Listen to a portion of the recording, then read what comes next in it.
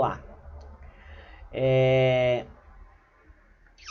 Tiveram algumas mudanças, né, gente? Esse semestre, eu acho que a principal delas talvez seja que todas as aulas agora têm que ser síncronas, né? Não vamos ter mais possibilidade de só videoaula. Todas as aulas aí estão sendo ao vivo e aulas síncronas. Mas a gente tá e vai gravar essas aulas aí, disponibilizar para vocês. Então essa aula nossa hoje, assim como as demais, né, vão ser gravadas e depois a gente vai disponibilizar aí para vocês. Vamos lá então, acho que a gente já pode começar, né, gente? Vamos lá então. Gente, nossa matéria é Direitos Humanos, né? A gente fez uma breve introdução do que seria Direitos Humanos, aula passada. Só arrumar o computador aqui. A gente fez uma breve introdução do que seria Direitos Humanos, aula passada. Fizemos só mais um contexto, né, geral da nossa matéria. E hoje a gente vai efetivamente tratar dela, beleza? Então vamos lá. Direitos humanos. O que são direitos humanos? E aí só deixar bem claro, tá, gente? A nossa matéria de direitos humanos, ela vai abordar de forma sistemática e de forma geral os direitos humanos ao longo da história, as principais características dos direitos humanos e principalmente os direitos humanos constitucionalizados, os direitos humanos previstos no nosso ordenamento jurídico, beleza? Então hoje a gente vai começar a nossa primeira aula mesmo, a gente vai tratar dos direitos humanos, conceitos e uma perspectiva histórica do que vem ser os direitos humanos, beleza? Então vamos lá, gente. Os direitos humanos, gente, eles nada mais são do que um conjunto de princípios, um conjunto de regras que podem ser positivadas, ou seja, previstos em documentos ou não, ou seja, pode ser um conjunto de regras e princípios também de forma costumeira, que tem como objetivo principal, que tem como função principal a preservação e a valorização da dignidade da pessoa humana. Então dá um conceito de direitos humanos assim bem simplista mesmo para a gente ir desenvolvendo. Direitos humanos são um conjunto de normas, um conjunto de princípios que podem estar previstos de maneira positivada, ou seja, podem estar previstos de maneira expressa ou de maneira implícita, né, costumeiramente, tendo como objetivo ou tendo como finalidade principal a promoção da dignidade da pessoa humana. Então, a primeira noção que eu quero que todos vocês tenham é que direitos humanos, eles necessariamente, eles tratam, eles dizem respeito à dignidade da pessoa humana. Não tem como a gente trabalhar direitos humanos sem pensar nessa perspectiva ou sem pensar no princípio da dignidade da pessoa humana. Esse conceito, tá, gente, de direitos humanos, queria que vocês soubessem, não é um conceito fechado, não é um conceito absoluto, um consenso. A divergência na doutrina acerca do que vem ser direitos humanos. Quando eu falo divergência, no seguinte sentido, cada doutrinador pensa de uma forma. Existem doutrinadores que conceituam direitos humanos como todos os direitos inerentes a todo ser humano. Tem doutrinadores que conceituam direitos humanos como sendo aqueles direitos previstos ao indivíduo como forma de garantir o mínimo existencial para a sua sobrevivência. Ou seja, há uma diversidade, há uma pluralidade de conceitos e definições do que vem ser direitos humanos.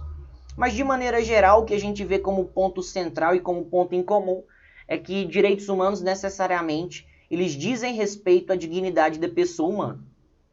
E quando a gente trata de dignidade da pessoa humana, dignidade da pessoa humana deve ser entendida como o mínimo que uma pessoa deve ter em todas as suas áreas como indivíduo. Dignidade da pessoa humana pode ser traduzida como uma situação de mínimo gozo que uma pessoa deve ter dentre os seus direitos. E aí a gente pode falar direitos individuais, direitos políticos, direitos econômicos, direitos sociais. Dignidade da pessoa humana necessariamente é o conjunto mínimo de direitos que uma pessoa deve ter. E quando eu falo conjunto mínimo de direitos de todas as áreas, é o conjunto mínimo ou é o elemento mínimo de direitos individuais, sociais, econômicos, judiciais que uma pessoa tem que ter para que ela possa sobreviver e para que ela possa existir. Tá? Então a dignidade da pessoa humana ela se concentra como o mínimo existencial ou o grupo mínimo de direitos de diversas áreas que uma pessoa tenha para que ela possa viver de forma digna e para que ela possa também ter uma digna ou uma possível qualidade de vida.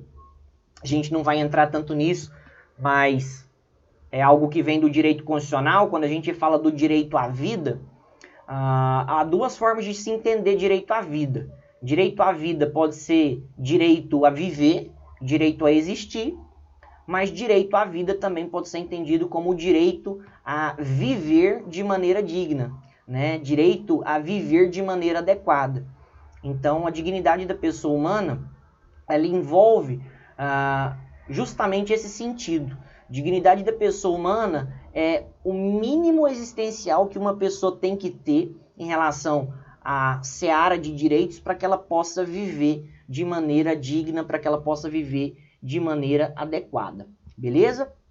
Então vamos lá. Queria traçar com vocês um panorama histórico dos direitos humanos. Aqui deixa eu só perguntar para vocês, gente. Essa matéria nossa ela tem 2 créditos. As matérias normalmente que estão tendo 4 créditos, as aulas estão sendo mais ou menos de 1h30, 1h40. Essa matéria nossa, que por exemplo é 2 créditos, a gente pode ir até que horas? Vocês querem que a gente vá até que horas? Começa às 7, vai até que horas? Só para eu ter uma noção aqui de tempo.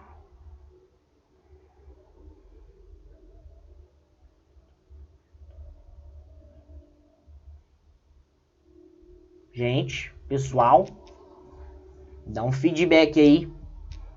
Essa nossa matéria é de 2 créditos. Lucas falou até umas 20. Todo mundo tranquilo em ser até 8 horas, gente? Vocês têm alguma restrição em relação a isso? Tranquilo? Então tá beleza, então vamos até 8 horas. Vamos traçar um paralelo aqui histórico em relação aos direitos humanos. Quando que os direitos humanos surgiram? Por que é importante falar isso? Quando a gente fala de direitos humanos ou a expressão direitos humanos, a gente normalmente acha que é algo recente. Normalmente a gente acha que direitos humanos são fenômenos que surgiram há pouco tempo atrás. E não. Direitos humanos são direitos que surgiram ao longo do tempo, que surgiram na história e foram se evoluindo até chegar ao que a gente entende como direitos humanos hoje. Historicamente, existem alguns marcos, existem alguns eventos históricos que marcam e que determinam o surgimento dos direitos humanos. Então, eu queria começar falando justamente dessa evolução histórica dos direitos humanos. Inicialmente, os direitos humanos eles surgem em 2 situações. A primeira situação, os direitos humanos eles aparecem lá na democracia ateniense, tá? Lá em 500 ou até 338 a.C.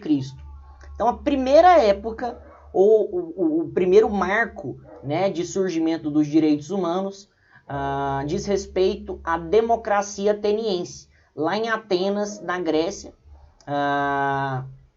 Isso, uma época até mesmo antes de Cristo.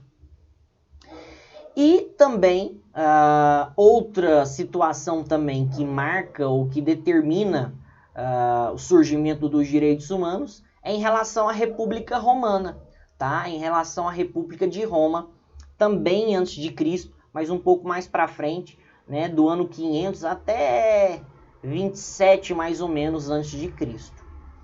Então os dois eventos históricos em que a gente consegue perceber o aparecimento ou surgimento dos direitos humanos foi na Grécia e foi na Itália. Na Grécia, na democracia ateniense, né, o embrião dos direitos humanos surge ali, e também na República Romana, tá? Na República de Roma, lá na Itália.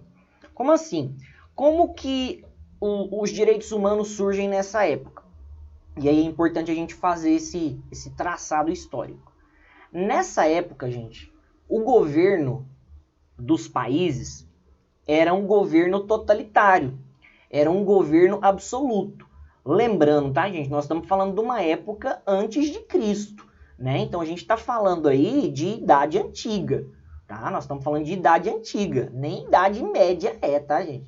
Estamos falando de Idade Antiga.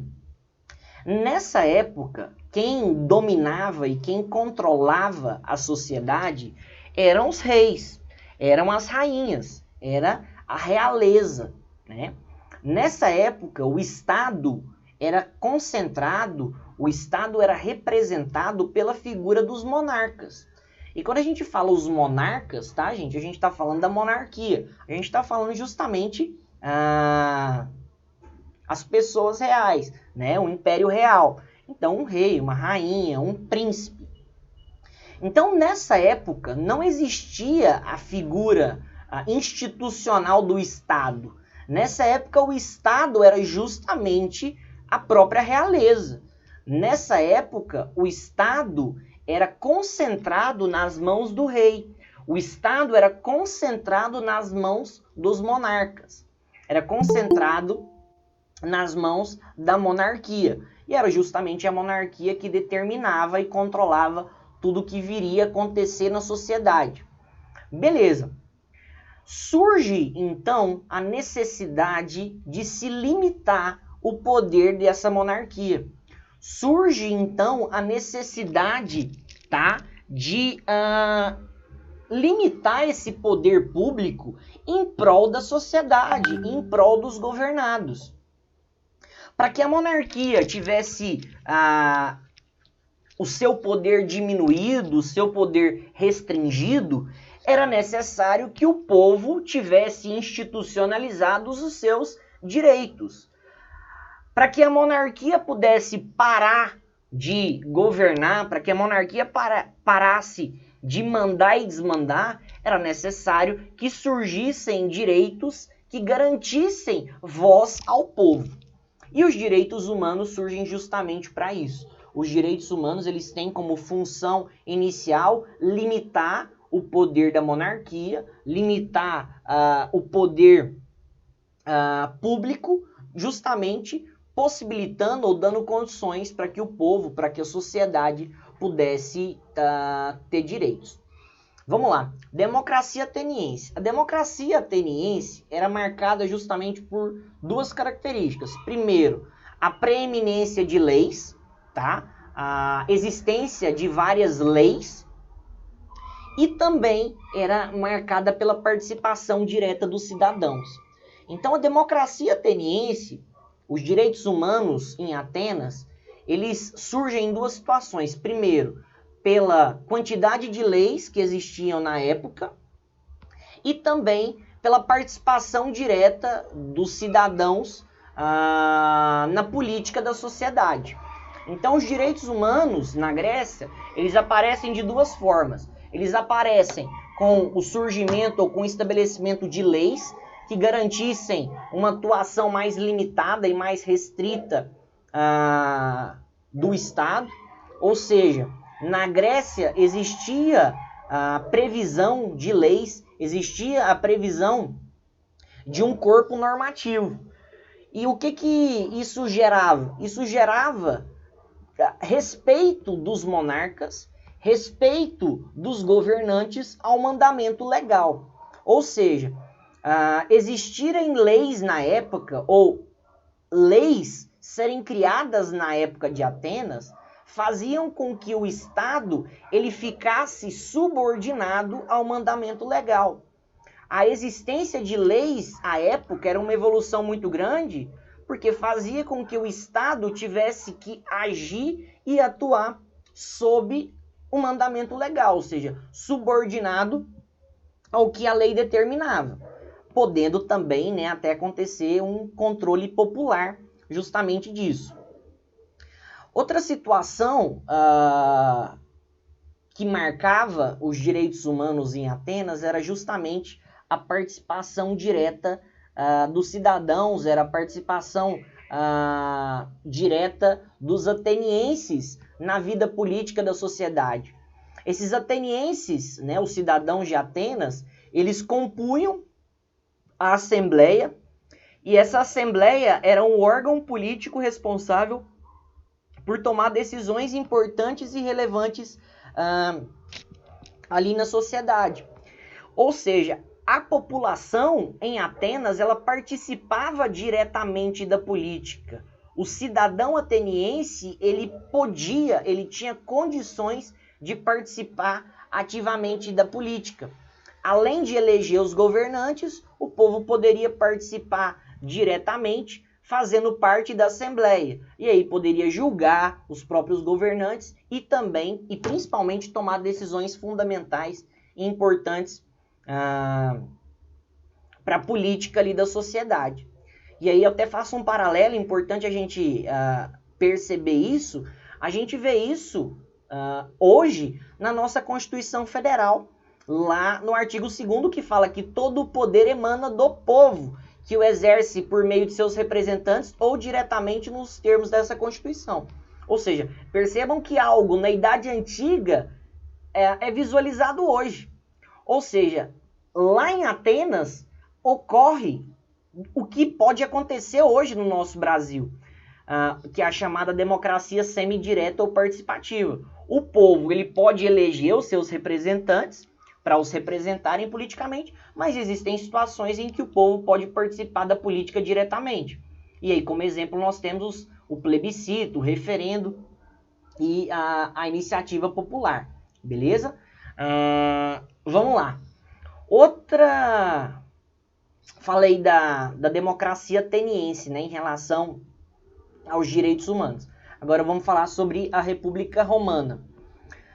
Em Roma, o poder também era fixado nas mãos dos monarcas, né, na mão dos governantes, só que especificamente em Roma era nas mãos dos imperadores, né? Nós tínhamos, à época, um Império Romano. Em Roma, o surgimento ou o aparecimento dos direitos humanos surgiu através da instituição de um sistema de controles recíprocos entre os órgãos políticos. Em Roma foram instituídos sistemas de controle, tá? Sistemas de controle recíprocos entre os órgãos políticos.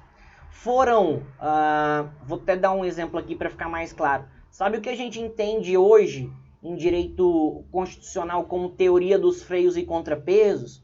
Em que um poder regula e limita a atividade do outro. Em Roma isso surgiu, só que de forma embrionária. Não criando poderes, mas criando órgãos. Sendo que um órgão era responsável por controlar e fiscalizar outro. Então, em Roma, os direitos humanos, eles aparecem também através da limitação do poder do Estado, também da limitação do poder estatal, só que essa limitação do poder estatal acontece não pela participação popular, mas acontece pela limitação de poder através do controle de um órgão político para outro órgão político. Beleza? Até aqui tá ok, gente? Tá tranquilo?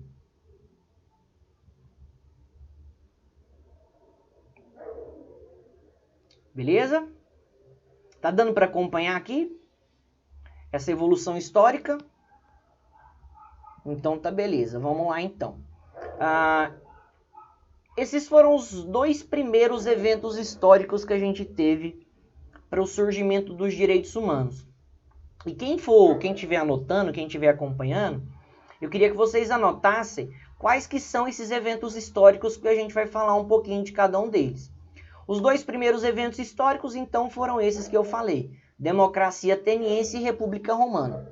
Depois, tá? Depois, e a gente vai caminhando lá para a Idade Média, aparecem o evento da Magna Carta de 1215, tá? Então, próximo evento histórico de direitos humanos que nós temos é a Magna Carta de 1215, que também, a gente vai falar mais para frente, mas tem como objetivo a limitação do poder absoluto dos monarcas, sendo que essa Magna Carta de 1215, essa limitação do poder acontece na Inglaterra, tá? Essa limitação do poder acontece na Inglaterra. E algo já que eu queria deixar claro para vocês, para que vocês possam entender o contexto. O aparecimento ou surgimento desses direitos humanos, gente, aconteceu no mundo inteiro, tá, gente? Não aconteceu em um país só. Então, por exemplo, a gente já falou de direitos humanos na Itália, falamos na Grécia. Essa Magna Carta que a gente está falando aqui é na Inglaterra. Aparecem eventos históricos que acontecem nos Estados Unidos. Ou seja, os direitos humanos eles foram evoluindo no mundo, tá? Não foi em um país só. Os direitos humanos eles foram passando por processos evolutivos, por transformações ao longo da história no mundo inteiro, beleza? Então, o terceiro evento, o terceiro marco histórico dos direitos humanos é a Magna Carta de 1215, lá na Inglaterra. Depois, o que a gente vai tratar é o Habeas Corpus Act de 1679, tá? Outro marco histórico foi o Habeas Corpus Act, ou seja, ato do habeas corpus, que trouxe a efetiva previsão do habeas corpus, né, no mundo. E nós temos também o Bill of Rights de 1689, né, que são o conjunto de direitos que foram surgir em 1689. Então, 5 marcos históricos que eu queria falar com vocês. Democracia ateniense, República Romana, Magna Carta de 1215, Habeas Corpus Act de 1679 e Bill of Rights de 1689. Beleza? Vamos lá. Algo que eu queria falar com vocês dentro de direitos humanos, que eu acho importantíssimo a gente tratar, diz respeito à eficácia dos direitos humanos, tá? Diz respeito à eficácia dos direitos humanos. Isso daqui que eu vou falar, tá, gente? Queria que vocês ficassem bem atentos em relação a isso. Quem estiver anotando, faz um asterisco ou dá uma grifada, que toda prova de delegado eles cobram isso. Toda prova de delegado eles cobram sobre isso que eu vou falar agora. Tanto prova de delegado civil estadual, quanto prova de delegado federal, tá bom? Então, queria que vocês anotassem isso. Os direitos humanos, gente, eles podem ter eficácia vertical e eles podem ter eficácia horizontal. Então, vou repetir. Os direitos humanos, eles podem ter eficácia horizontal e eles podem ter eficácia vertical. Os direitos humanos, gente, eles possuem tanto eficácia vertical quanto eficácia horizontal. Normalmente, como que eles cobram em prova? Normalmente, né, prova, por exemplo, do CESP, certo ou errado, eles colocam: os direitos humanos possuem apenas eficácia vertical.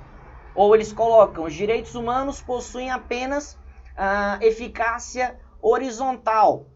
Não. Os direitos humanos eles possuem tanto eficácia horizontal quanto eficácia vertical. O que significa eficácia vertical e eficácia horizontal? Quando a gente fala que os direitos humanos eles apresentam eficácia vertical, quer dizer que os direitos humanos eles são oponíveis contra o Estado. Quando a gente fala que os direitos humanos eles possuem eficácia vertical, a gente está falando que os direitos humanos eles podem ser exercidos frente ao Estado. Então a gente está falando de indivíduos aqui e a gente está falando de Estado lá em cima. A gente está falando de uma relação vertical. Uma relação onde o Estado está lá em cima mandando e o indivíduo está aqui embaixo. Uma relação de baixo para cima. Então, os direitos humanos, eles existem para que o indivíduo ele possa fazer uso, ele possa fazer frente desses direitos humanos frente ao Estado, opondo esses direitos humanos contra o Estado. A primeira eficácia que os direitos humanos possuem é essa eficácia vertical para fazer com que, quando o indivíduo exerce o seu direito humano, ele está diminuindo o poder do Estado. Quando o indivíduo ele exerce o seu direito humano, ele está reduzindo o poder do Estado. O exercício, o gozo dos direitos humanos por parte do indivíduo tem que ser perante o Estado, para que o direito humano limite o poder do Estado. Então, a primeira eficácia que os direitos humanos eles possuem é justamente essa eficácia vertical, em que os direitos humanos eles devem ser exercidos perante o Estado, para garantir que justamente perante o Estado o indivíduo ou cidadão possa viver de forma digna, possa viver de maneira adequada, beleza? Bacana. Agora, existem direitos humanos entre particulares. Existem direitos humanos que são exercidos perante as pessoas em volta, perante a sociedade, perante a comunidade, perante os cidadãos. É uma noção nova de direitos humanos. Eu queria que vocês ficassem atentos a isso. A noção de direitos humanos de uma pessoa para outra, ou perante as pessoas ao nosso redor, mostra o seguinte: quando eu exerço o meu direito humano, eu obrigatoriamente tenho que respeitar também o seu direito humano. O exercício dos direitos humanos dentro de uma sociedade, perante os particulares, perante os cidadãos, ou seja, o exercício dos direitos humanos nas relações privadas, faz com que o meu direito humano vá até onde comece o seu direito humano. Ou seja, os direitos humanos, eles também têm uma eficácia horizontal. Os direitos humanos, eles também têm uma eficácia horizontal. O que é essa eficácia horizontal dos direitos humanos? A eficácia horizontal dos direitos humanos é justamente a possibilidade de se exercer os direitos humanos frente ou, ao lado dos particulares. Os direitos humanos, gente, eles são universais, eles estão extensíveis a todos. Então não é porque eu exerço o meu direito humano que eu excluo o seu. Todas as pessoas, todos os indivíduos têm direito aos direitos humanos, ou seja, a eficácia horizontal dos direitos humanos permitem que todas as pessoas possam exercer continuamente ou possam exercer conjuntamente os seus direitos humanos de maneira recíproca e conjunta. O André perguntou que isso seria oponibilidade erga omnes. Sim, André, seria oponibilidade erga omnes justamente ou ao ponto dos direitos humanos poderem ou deverem ser exercidos perante todas as pessoas, beleza? Justamente. E aí eu queria só falar para vocês aqui, essa eficácia horizontal dos direitos humanos, ela é alcunhada, e eu vou anotar isso daqui, no alemão, no direito alemão, ela é chamada de Drittwirkung. Drittwirkung. Vou até anotar aqui, porque isso daqui já caiu em prova. Deixa eu só aceitar aqui.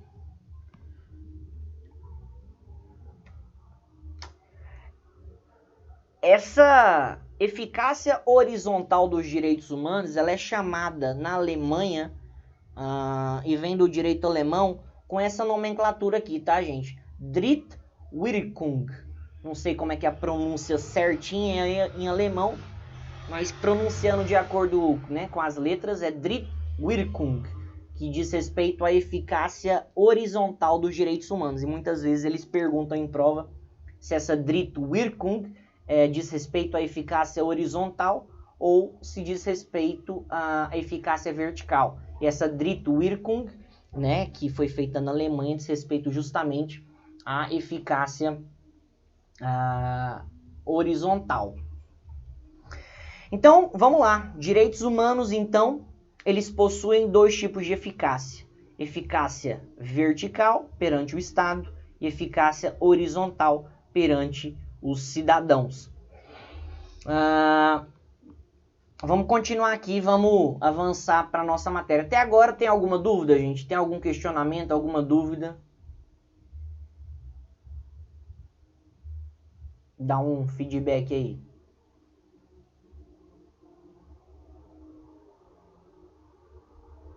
Tudo certo?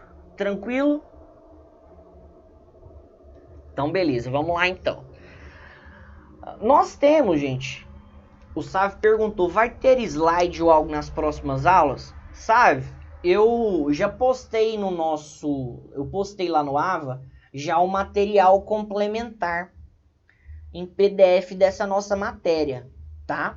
Então, o material complementar já tá lá no AVA. Já tá disponibilizado lá. Beleza? É aquele texto mesmo. Vocês querem que acrescenta mais? Vocês preferem que tenha a slide? Vocês preferem que tenha algum outro material? Achou que aquele material ficou muito limitado? Você acha que coloca mais? Não, beleza. Só perguntando aqui, até bom que o Sávio aí perguntou, gente. Pergunto para você, Sávio, e pergunto pro pessoal também da turma. Tá tranquilo, gente, a aula sim e o material complementar, ou vocês estão achando que está faltando algo? Vocês querem que, por exemplo, coloque slide nas aulas? Vocês querem que coloque outro tipo de material? Vocês têm alguma sugestão? Vocês que mandam, gente. O público-alvo aí é vocês. Eu quero poder, de alguma forma, atender aí o que vocês querem, tá?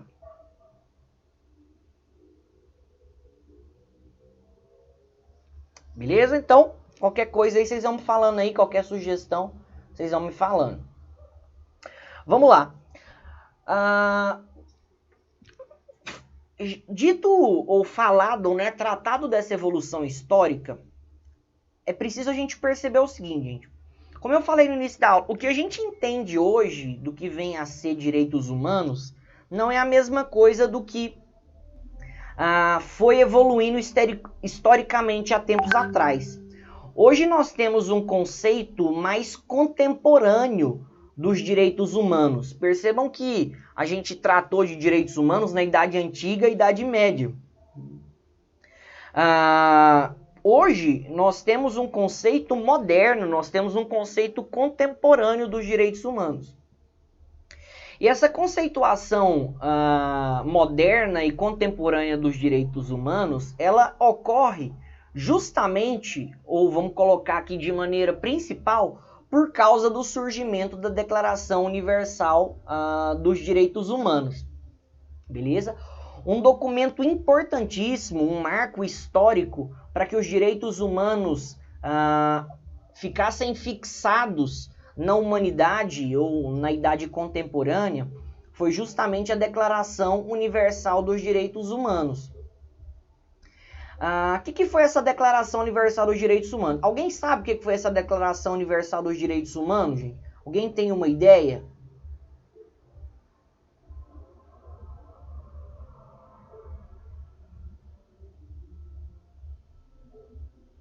Alguém tem uma ideia do que vem ser essa Declaração Universal dos Direitos Humanos? Só para ver se vocês já ouviram falar da Declaração Universal dos Direitos Humanos?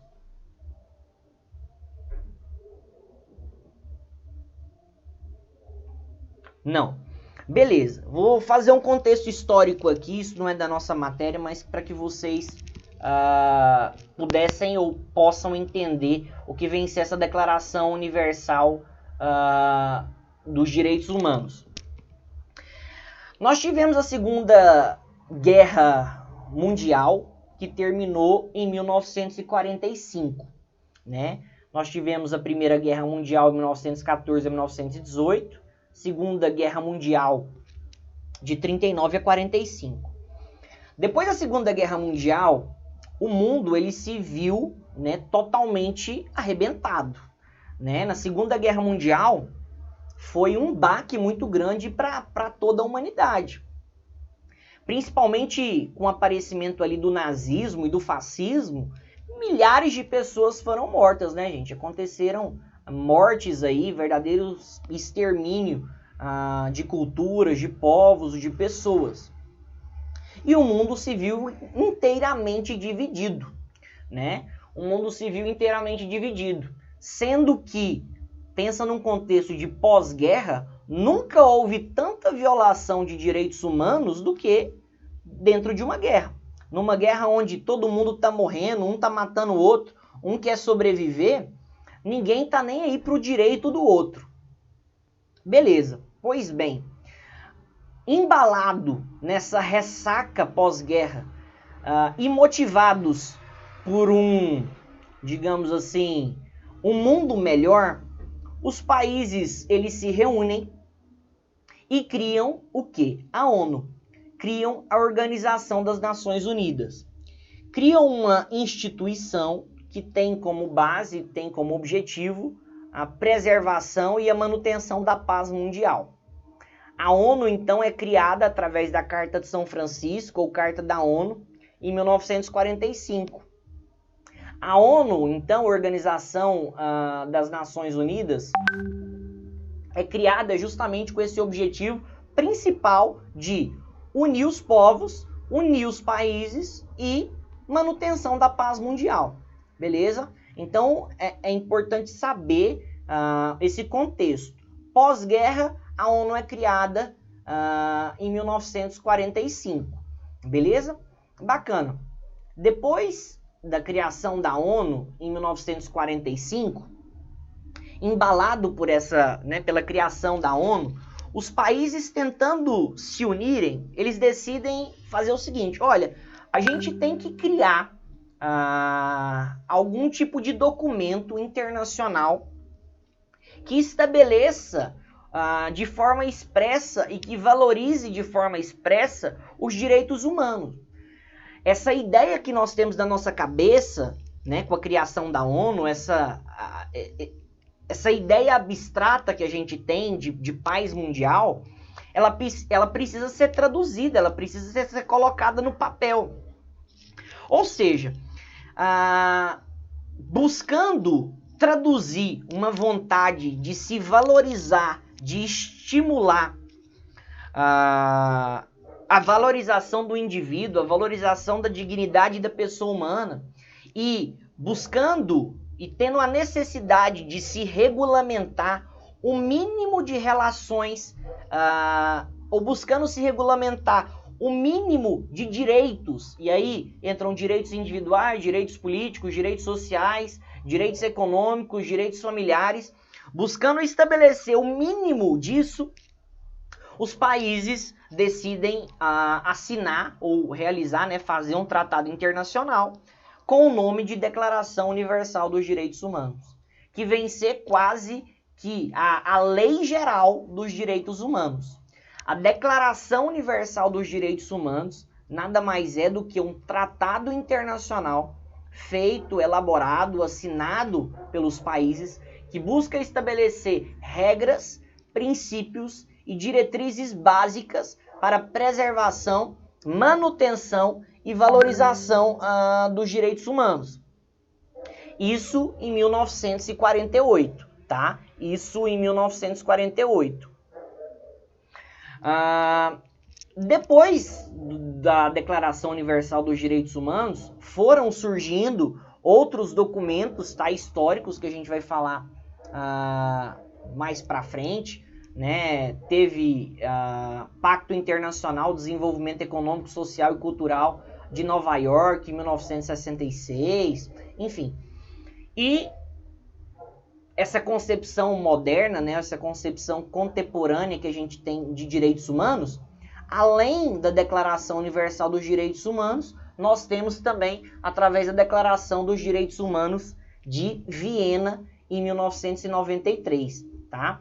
Então, essa concepção moderna e contemporânea dos direitos humanos que nós temos é baseada em duas fontes: Declaração Universal de Direitos Humanos e Declaração de Direitos Humanos de Viena, em 1993. Beleza? O que eu queria falar com vocês? E aí, já encaminhando aqui para o nosso final da nossa aula. Quando surge, ou quando é criada a ONU, principalmente, a ONU tem como objetivo ser um sistema global, ser um sistema internacional de proteção dos direitos humanos. Então, com o surgimento da ONU, se busca criar um sistema global, um sistema internacional, um sistema que ultrapassa fronteiras, que ultrapassa países, para se garantir a proteção, a preservação e a efetivação desses direitos humanos. Ou seja, com a criação da ONU, nós temos um paradigma, tá, da proteção nacional dos direitos humanos. Os direitos humanos que eram previstos só internamente, os direitos humanos que eram... A de Viena foi em 1993. A de Viena foi em 1993.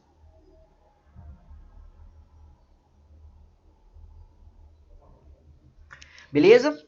Então é o seguinte, antigamente, a proteção dos direitos humanos, as legislações, e aí quando eu falo até essa época, até 1948, gente, cada país tinha a sua legislação sobre os direitos de cada pessoa.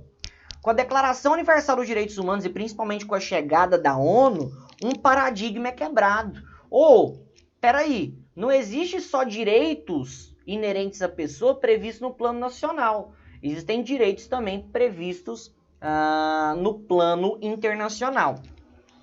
Ou seja, e aí eu só queria dar esse contexto para vocês, porque a gente vai falar mais para frente isso. Existe então, com o surgimento da ONU, a criação de um sistema global de proteção dos direitos humanos. E esse sistema global de proteção dos direitos humanos começa a ter como consequência o quê? A limitação da soberania dos países. Começa a ter como consequência a mitigação da soberania dos países.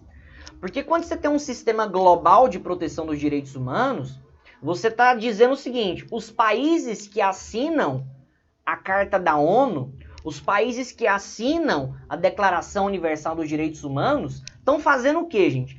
Abrindo mão das suas regras internas, abrindo mão das suas regras nacionais e aceitando uma norma, aceitando diretrizes de outros países. Ou seja, quando a ONU é criada, a Declaração Universal dos Direitos Humanos é criada, é um paradigma que vem sendo quebrado, em que a soberania nacional ela é limitada, tá? Ao passo que a aceitação, a recepção da universalidade dos direitos humanos começa a entrar nos países. Ou seja, a partir daí a gente tem o processo que a doutrina chama de internacionalização dos direitos humanos. Internacionalização dos direitos humanos. Os direitos humanos eles começam a ser internacionalizados. Eles começam a ultrapassar fronteiras. Vamos lá. E dentro disso, o que eu queria falar para vocês? Só para fazer um plano aqui geral, só para deixar vocês curiosos e interessados, nós temos, foi até minha tese de mestrado. Existe sistema global de proteção de direitos humanos e existem sistemas regionais de proteção de direitos humanos, tá? Então existe um sistema global de proteção dos direitos humanos, que é a ONU, tá? A ONU é o Sistema Global de Proteção de Direitos Humanos, ou seja, a ONU abrange a proteção de direitos humanos no mundo todo, né? No mundo todo, é global. Ou seja, quando acontece a violação de direitos humanos no mundo, qualquer pessoa pode chegar até a ONU e pleitear e oferecer ali a sua demanda. Agora, existem sistemas regionais de proteção de direitos humanos. O que são esses sistemas regionais de proteção de direitos humanos? Existem sistemas que foram estabelecidos em regiões do mundo, especificamente nos continentes, para proteger a violação de direitos humanos nessas regiões. Então, hoje nós temos o Sistema Interamericano de Direitos Humanos, nós temos o Sistema Europeu de Direitos Humanos e nós temos o Sistema Arábico-Islâmico de Direitos Humanos. Vou dar um exemplo para vocês. Todo mundo aqui já ouviu falar da Lei Maria da Penha? Lei 11.340 de 2006, né? Violência doméstica familiar contra a mulher. Como que surgiu a Lei Maria da Penha? Uma mulher, né, Maria da Penha, era brutalmente espancada pelo seu marido e ela tentou várias vezes levar o caso para a justiça. Só que o que aconteceu? Demora na prestação jurisdicional. O Estado brasileiro, ou seja, internamente, não conseguiu suprir ou atender a demanda. Quando o Estado nacional ele demora, ele é ineficaz, ou quando todas as instâncias internas elas são esgotadas, uma pessoa que teve violado os seus direitos humanos pode buscar sua tutela nos sistemas regionais. Nós estamos dentro do Sistema Interamericano de Direitos Humanos. O que a Maria da Penha fez? Ela foi até a Comissão Interamericana de Direitos Humanos, ofereceu a sua demanda, ofereceu, né, o seu processo, remeteram o processo para a Corte Interamericana de Direitos Humanos e a Corte Interamericana de Direitos Humanos condenou o Brasil a pagar uma reparação para Maria da Penha e foi a partir daí, com a repercussão do caso, que surgiu a Lei Maria da Penha. Ou seja, qualquer pessoa que tem os seus direitos humanos violados pode buscar essa proteção e essa reparação interna no Brasil. Agora, se o direito brasileiro ele é ineficaz ou demorado, a gente pode buscar essa tutela no Sistema Interamericano de Direitos Humanos, na Comissão Interamericana de Direitos Humanos e o órgão contencioso, que é a Corte Interamericana de Direitos Humanos. Beleza? Pacto São José da Costa Rica seria um regional. O pacto, o André, é justamente o documento, tá? É justamente o documento, a fonte para o Sistema Interamericano de Direitos Humanos. O Sistema Interamericano de Direitos Humanos ele é formado por duas fontes, por dois documentos. A Convenção Americana de Direitos Humanos. O que é a Convenção Americana de Direitos Humanos? É justamente o Pacto São José da Costa Rica, tá? O Pacto São José da Costa Rica, ele tem esse nome, né, o apelido, mas o Pacto São José da Costa Rica ele nada mais é do que a Convenção Americana de Direitos Humanos. E pela Carta da OEA, pela Carta dos Estados Americanos. Então, o Sistema Interamericano de Direitos Humanos, que é um sistema de proteção regional, ele é fundado através de dois documentos internacionais. Convenção Americana de Direitos Humanos, que é o Pacto São José da Costa Rica, e a Carta da OEA. Beleza? E aí, para terminar, eu só queria falar para vocês. Existe diferença entre direitos humanos e direitos fundamentais? Existe. Direitos fundamentais são os direitos previstos nacionalmente. Direitos fundamentais seriam justamente os valores, os princípios éticos, né, inerentes à pessoa humana previstos nacionalmente, previstos internamente. Então, os direitos fundamentais são os direitos que o país Brasil estabelece para a pessoa. Isso está previsto e a gente vê no artigo 5º da Constituição Federal. Já direitos humanos são justamente os direitos fundamentais previstos em tratados internacionais. Direitos humanos são os direitos inerentes à pessoa humana, mas que sejam previstos em tratados ou documentos internacionais. Então, qual que é a diferença entre direitos humanos e direitos fundamentais? A previsão, a abrangência e o alcance. Direitos fundamentais são previstos nacionalmente, exemplo, são os direitos previstos no Brasil ou em qualquer outro país, e direitos humanos são esses direitos previstos em tratados internacionais.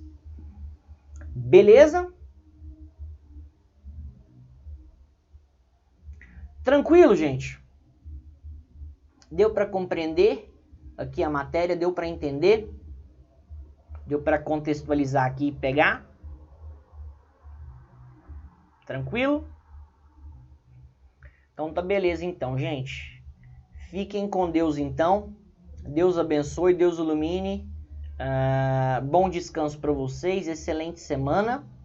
Tudo de melhor. Qualquer coisa tá gravada, Kelly. Já tô gravando aqui, vou inclusive finalizar aqui, vou disponibilizar para vocês depois. E qualquer coisa que vocês precisarem, estou à disposição, celular, no Ava, enfim. Tamo junto, tá bom? Fica com Deus. Deus abençoe. Tudo de melhor para vocês. Beleza?